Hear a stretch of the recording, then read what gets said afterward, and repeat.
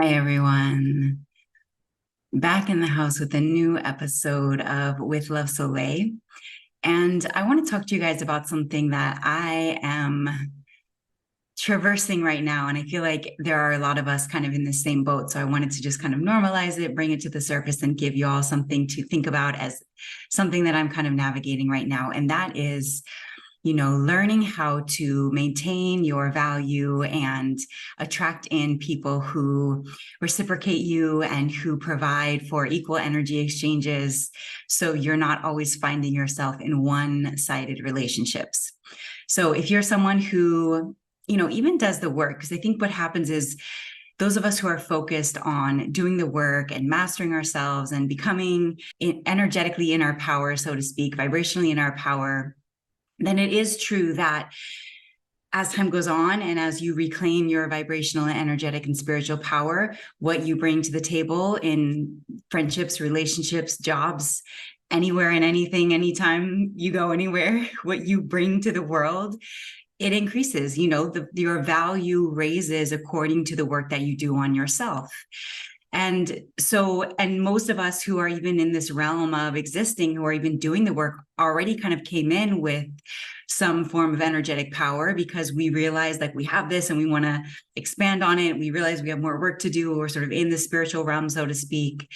And so we're actively working on ourselves and actively becoming more in our energetic and vibrational power as a way of facilitating the awakening and the ascension for all people everywhere. When people ask me what my purpose is, it really is just to facilitate the awakening of humanity. My mom gave me that, she kind of coined that term herself and then passed it down to me. And we agreed that that's what we were doing together. And I'm going to keep that mission forever. And that's what it is. But what I have found, and I'm sure many of you have also, is that facilitating the awakening of humanity does not necessarily mean hopping on a YouTube channel or a Twitter page or whatever it is and like shouting from the mountaintop, like everybody needs to wake up and trying to like shake people awake, obviously, right? Like the awakening of humanity or awakening of any human individual happens on its own time and in its own accord. So the true facilitating the awakening of humanity is to facilitate your own awakening, to realize that you don't arrive, you're not awakened and done and like, oh, I'm just done. You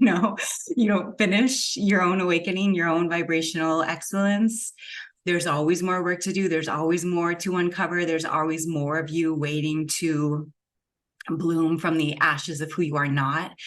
And so you dive into your own work, right? Like the true person who's really facilitating the awakening of humanity is the one who's doing their own work.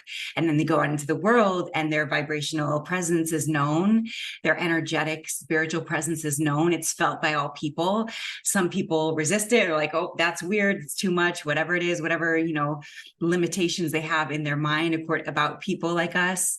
Other people are like, whoa, that person like glows or shines or whatever other way that they have of describing us.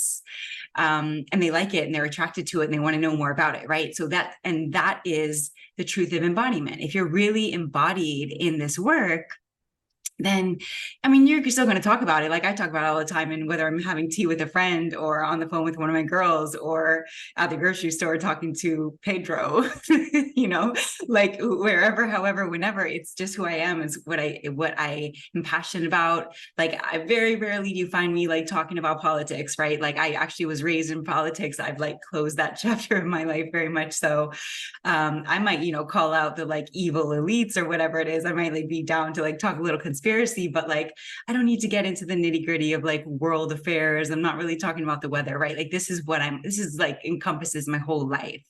If you've ever like sat down and had a normal conversation with me, you know that my like what I talk about right here is very much so how I would talk to you in just real time, real person. Because to me, that's what embodiment is about, right? It's that you're not one way on the internet and one way in real life and one way with your family and one way like in all the ways. You don't have to like be so confused by wearing all the hats, because you realize like your embodiment is who you are all the time, and that there's a consistency in who you are all the time, no matter where you are. Like, yes, maybe when you're at work, you might talk a little differently than you may, when you're talking truthfully with a friend, or when you're, say, talking to someone who can speak your language, you may talk a little bit differently than someone who kind of can't. And so, yes, there's like you learn how to, tone switch, so to speak, code switch, And you keep your same energy though, right? Like you can't afford to quiet vibrationally after you've done all this work to get into your vibrational magnitude, and then you sit down with someone or people or in life and you're constantly quieting it down. There's like this tug of war that starts to happen when you feel like you have to quiet your energy. Like it's one thing to kind of quiet your speech and like kind of learn, how to navigate where you are and to, not cause a flare up or whatever it is, people, an uproar by like speaking your true truth to people who are just not there, at their level of consciousness, totally fine. But if you feel like you're always like trying to compress your energetic presence after having done all this work, then you might want to look at that, because you're really doing yourself a disservice. And you're doing the awakening of humanity a disservice every time you like contract and quiet down your like vibrational bigness, because it makes other people uncomfortable. So all that to say, you reclaimed your energetic power. If you know what I'm talking about, if you followed me along for all this time, you have reclaimed or on the path of reclaiming your energetic power. And so the question then is, how does that look in relationships? How does that look in real time? Because, there's only so many people who could even understand what I'm talking about when I say this. Like, I'm in such a small bubble of people who get it that even I don't realize like what's a very small percentage of people on this planet could like actually understand what I say when I say you're doing the work and you're like reclaiming your vibrational excellence. Like, it's like we're still like on the leading edge of consciousness with this. And so that means that what you bring to the table is massive. And so then to get reciprocity in relationships, be it even just friendships or romantic or even in family or otherwise, it can be difficult. It can be really difficult. And I'm going to be straight up. This has been probably one of the most difficult life lessons for me. It really has, because on top of everything else that I've described, I'm also obviously like a healer. That's my life's work. And so imagine also that that's my gift, right? Like that's my gift that I've learned now how to like keep on and turn on and value and use. But then I sit down with people and immediately, I can't even count how many times, and I'm embarrassed to say this because I know how much I contribute to this, but I can't count how many times I've sat down with people and it will be 2 or 3 hours of them just totally dumping on me. And I've reached a point in my life now and all this time where I like literally energetically, spiritually, and vibrationally cannot even stand it anymore. Like I can't stand it. I kind of hit like a rock bottom, so to speak, in this lesson for me recently, because I can't do it anymore. Like I cannot do, I'll like spend the rest of my days by myself if I have to, rather than be in one-sided anything anymore, or sit down with a new friend, for a coffee. And 3 hours later, I'm like frazzled and fried. And they're like, I feel great. That was a great talk. Literally, this happened to me recently. I sat down with someone I had met for the first time, a woman chick that was like, I thought we could be friends. And I'm going to take accountability in a minute. So give me a second, let me vent. But we sat down and literally 3 hours later, she was like, well, next time I want to hear from you. And I like, when she said that, I just like my whole inside cringed, because it's so representative of what I'm really actively trying not to do. Now, I gave her 3 hours of my time to literally, I could hardly even, this is what happens with me, and maybe some of you relate, I can hardly even get like a question in. Like I can't even ask questions.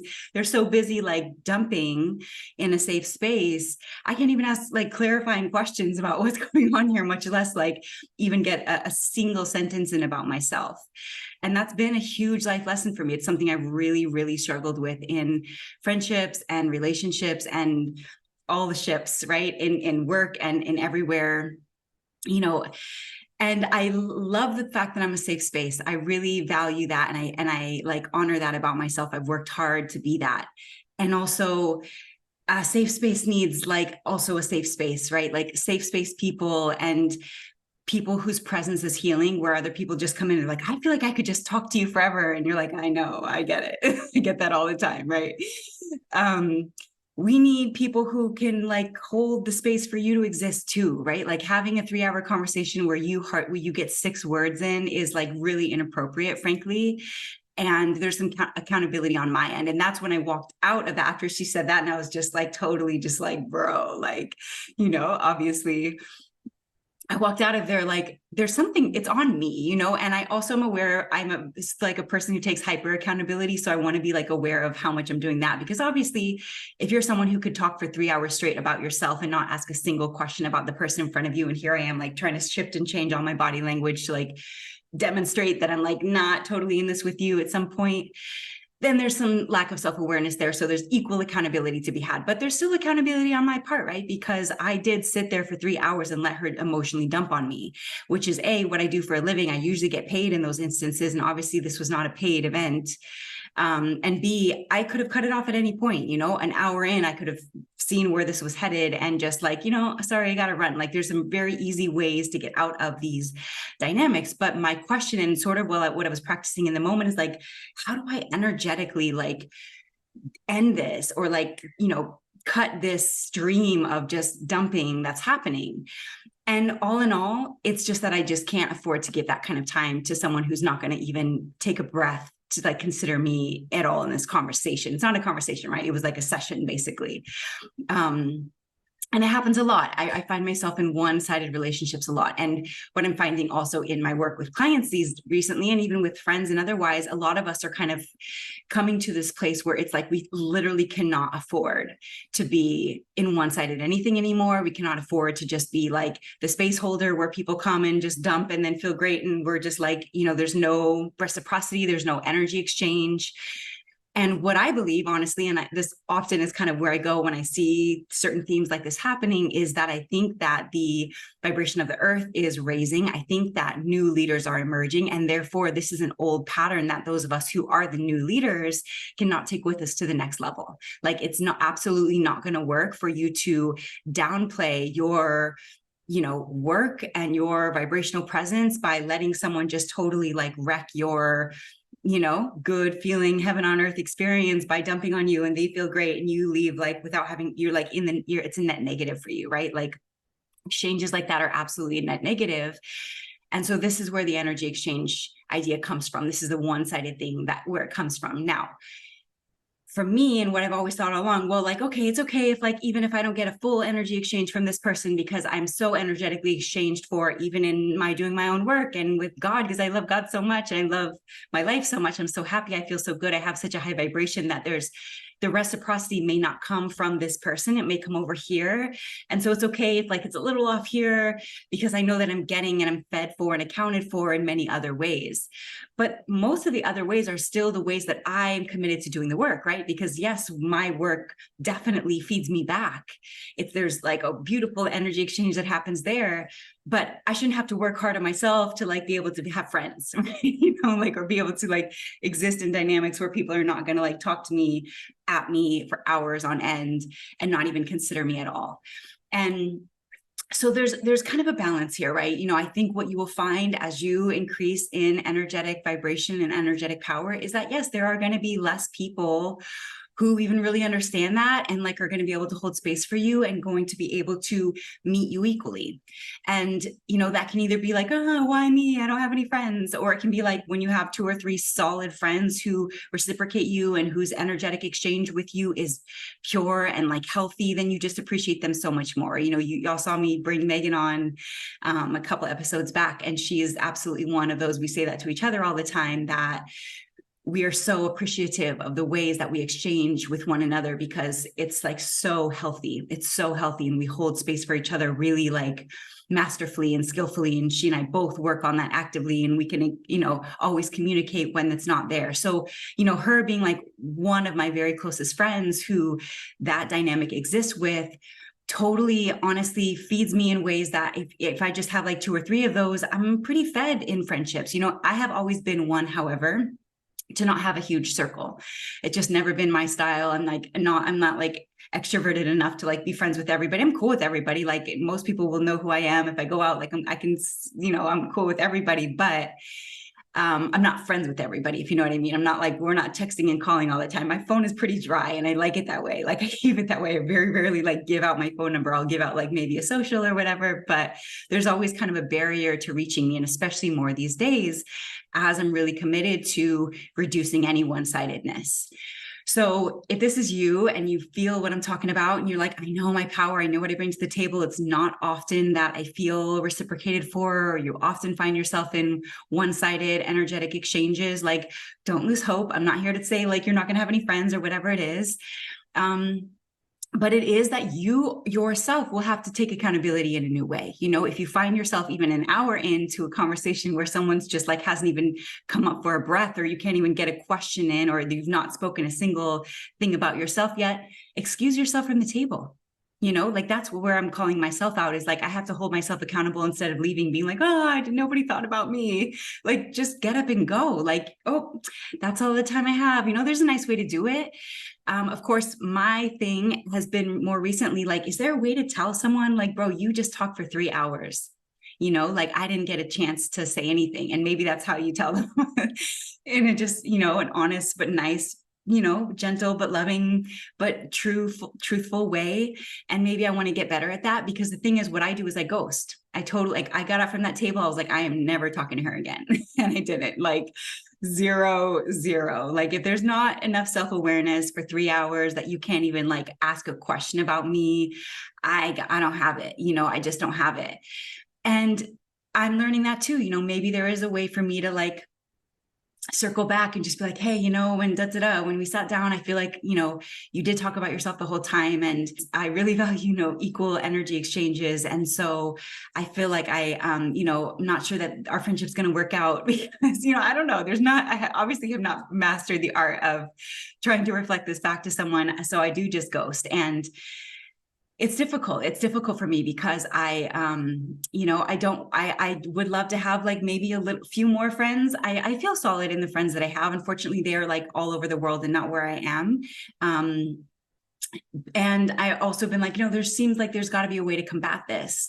But I think it is just like moment to moment awareness of like, when you're giving too much. You know, the other piece is in relationships, you know, in romantic relationships. I know for me, that has been the bane of my existence, is how much I give in relationships. And then I end up at a place where I just like, I'm totally resentful. I'm totally done, like have zero energy left for this person. And there's resentment, right?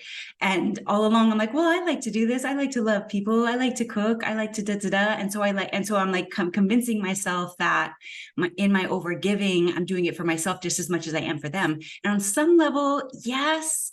But also, if you're doing all the things that you love and you're giving, and there's not anything coming back, it's going to be a problem down the line. You know, even in the moment, if it feels like, actually, I like this, I feel I'm in the mood to cook, so let me cook and that feels good to me, you know, whatever it is.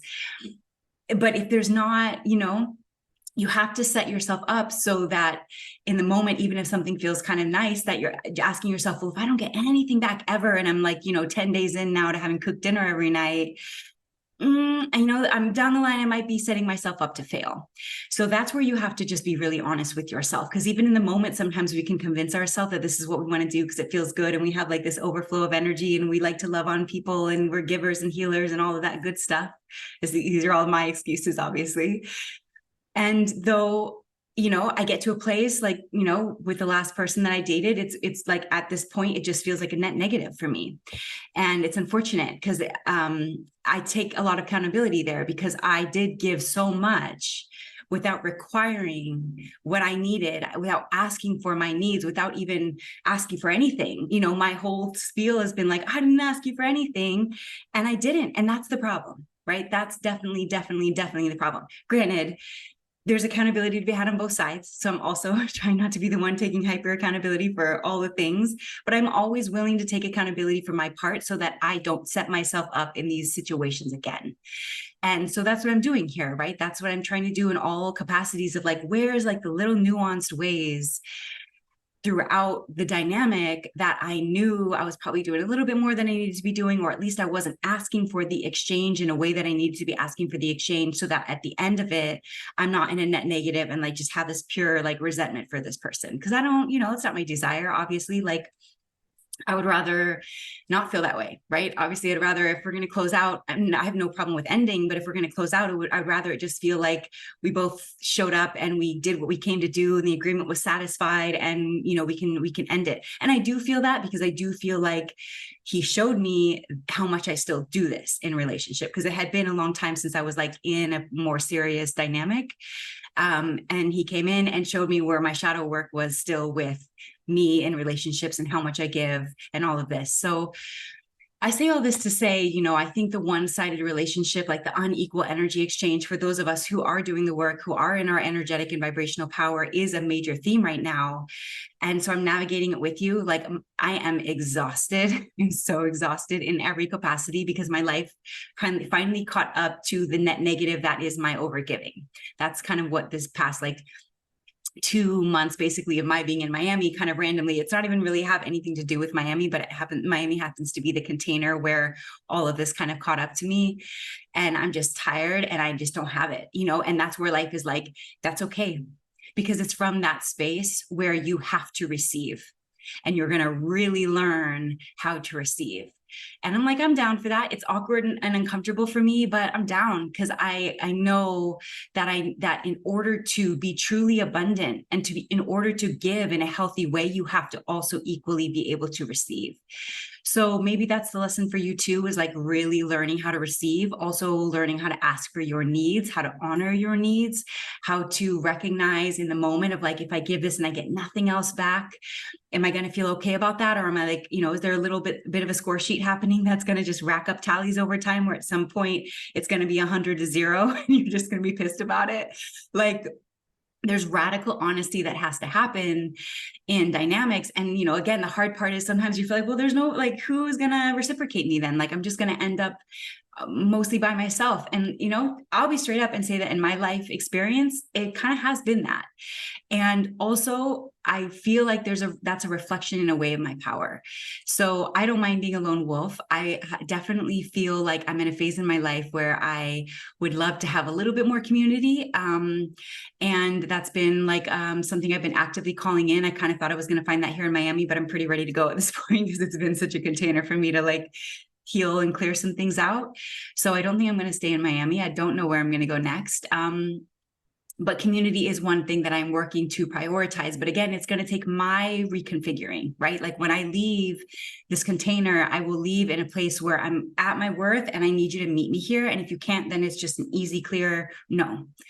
And being willing to say no more often, being willing to be led intuitively when someone's like, you seem cool, but I just feel like it's not going to be there. Just trust that, and trust what you know, trust your power, trust your gifts, trust what you bring to the table, and that it's beyond logic and comprehension, and you're not going to sit down and be like, all right, listen, new friend, this is what I bring to the table. What do you, it's a dumb conversation to have. It's energetic anyways, right? It's like hardly something you can like discuss and describe in like tangible terms. It's vibration. It's vibrational. So you're just feeling into all things, any decision that you make, whether it's, say a job, is there an energetic and vibrational exchange? Because you obviously can't go to a job every day that you don't like and come home energetically and vibrationally exhausted. Like, the exchange is not there no matter how much money you're making, especially who you choose to partner with, right? Because this is the person you're going to see like most days, talk to most days. If someone's getting that much energy from you, you have to be very, very particular about who that person is. Full transparency, I was single for like 10 years before this last like more serious dynamic. And I'm married to the mission. And I don't say that in a way I'm like, I'm never going to get married or I'm never going to have a relationship, but I'm so fulfilled that like the person has to be right. And I'm down for whatever that means or whatever that looks like. And I would love to have that. But I feel so satisfied in my work and in my mission and in who I am that I have no attachment to what that's going to look like or who that's going to be or how that's going to go or whether I get married or any of these things. Like, I know what I'm here to do and I'm doing it. So that really serves and supports me in ways that like a traditionally woman, like, oh, she should get married and all these things. And I have nothing against marriage at all, but I'm absolutely not going to get married to someone unless there's an obvious, equal, energetic exchange in every way that there's not even a question for me. And in my many years, I haven't found that yet. And I'm okay either way, you know, like I trust God's plan so much. I trust the divine design. I trust the divine plan so much that I feel like that part is not up to me. And there's a relief there. You know, that's the same thing with having children. I would love to be a mother one day. I really honestly think I would be a great mother. But if it's not in my plan, like I can't sit and like cry and wallow that I'm not going to be a mother. I'm not going to get married. Like, it is what it is. You know, there's more lifetimes to do that. I'm sure I've done it before in other lifetimes. And so I'm like not attached. I stay non-attached to any one way of it being going any certain way. I just trust the plan and I trust myself. I trust my work. So I'm offering that to you again to just release all attachment to any one way or it going any one way. Stay in your work, stay in your energetic and vibrational power. Do not let a world that is out of its vibrational, energetic, and spiritual power try to take you down or try to make you feel like you don't fit in. And so, you know, you're like outcasted or that you're like having to be a lone wolf. I mean, you don't have to be a lone wolf. Much of my lone wolfness has been a choice. And for me, it's good. It's a way of me protecting my peace. I'm not mad at it. I have solid friends that I lean on and that lean on me too. And that has satisfied and carried me for 35 years now. So I say all this to say there's a lot of fine tuning that's happening. I think we are turning up the vibration on the earth plane, and it's like life is like you really got to maintain your vibration right now. You have to maintain your vibration. Anything that takes you out of your vibration, anything that does not reciprocate you, any uneven energetic exchanges cannot come with you to the next level, and you have to let them go. So maybe this is a theme for you right now, or maybe you're sort of feeling this, or maybe you're feeling not reciprocated for. Know that there will be people who can reciprocate for you. It might not be every single body, and it might not even be the majority of people. And that's okay, because it's a reflection of your worth, that your worth and your vibrational power and excellence is bigger than most. And so most are not going to bring what you bring. And that's okay. That just means that you're in your full power, and you should feel the goodness of the work that you've done, and let that feed you in your aloneness. You know, I call it divine quietude, divine solitude. Like, you know, you'll find yourself by yourself often. And also solitude is medicine for us, right? Like being by ourselves in just our own energetic reciprocity is medicine. So don't stray from that. Don't undervalue that. Don't think like if you're by yourself more often than not, that there's something wrong with you. Absolutely not. You are maintaining the vibration of the planet when you maintain your own vibration. So don't let any other experience try to trick you into thinking that there's something wrong with you, or if you can't find people like you, that there's, you know, whatever. You're building a new world vibrationally and energetically just by being alive and by breathing how you breathe and existing how you exist and prioritizing what you prioritize. You may not get to know what that means completely in your lifetime, but they'll know who you are over time. You know, your legacy will be left. And what better way to spend a life, you know, than to have like later on people be like, yo, that person was on to something. Like, people don't know right now because we're ahead of the curve. And like, you know, the blessing and the curse. To me, it's always a blessing though. I don't feel cursed by it at all. Unless I undercut my own value by staying in situations too long, or by allowing someone to occupy my energy in a way that's not healthy to me. So don't do that. Don't do what I do. Use me as someone who can help you to stay in your power. Stay in your power. Trust your work. Trust what you're doing beyond what the mind can even conceive. We are way ahead, and it's a beautiful thing. It can be difficult. You know, those who are chosen are called, you know, the crown is heavy, right? It's not an easy calling, but that's not why you're here. It's not here to be easy. If you were here to be easy, you wouldn't be doing this work at all, because this work is not easy, but it is absolutely the most rewarding. So let it be that. Enjoy your life, live your life, stand out, and let's freaking go. Okay. Love you. Bye.